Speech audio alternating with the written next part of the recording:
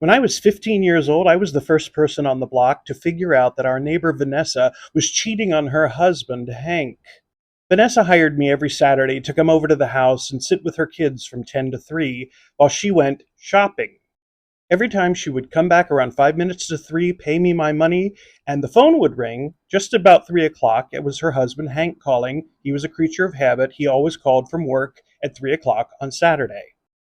It took me a couple months, but I sort of figured it out because she would come home from her shopping trips with nothing, no bags, ever. So I told my mom, Vanessa's having an affair, and she said, Alan, how dare you say that? She's a good church-going woman. She's a really good Christian. I said, I don't care. That woman's having an affair. Then one day, Hank was driving his kids someplace. They were at a stoplight right next to a church, and the littlest of the kids pointed over to the parking lot, and he said, That's where Mommy kisses Brother Phelps. And Hank said, I'm sorry, what did you say? And he said, That's where Mommy kisses Brother Phelps.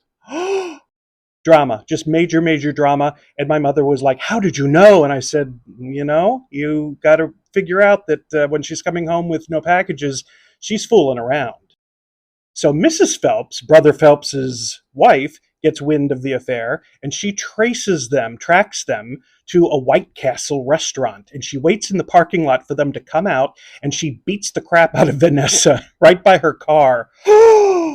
So Hank files for divorce, and he's going to get custody of those kids, and my mother has to go to court and testify on his behalf. During one of the breaks in the court, Vanessa came after my mom, fists flying, and my father stepped between them and said, You don't want to make this any worse than it already is. So they got divorced, and that was it. And Hank was living with the boys, and a year and a half later, he took her back, and they remarried. And my mom said, That's the last time I helped that sorry son of a bitch. And I share all of this as a way of reminding you that this is the kind of sloppy, messy drama that happens when you stop communicating with the people that you're supposed to love, and when you start running around doing things behind their backs and causing scandal and pulling your neighbors into it. I hope this doesn't happen to you. But I would love it if you would come join me on my channel, Alan Kendall Cares, where we talk about all kinds of things, including how not to end up like Vanessa and Hank.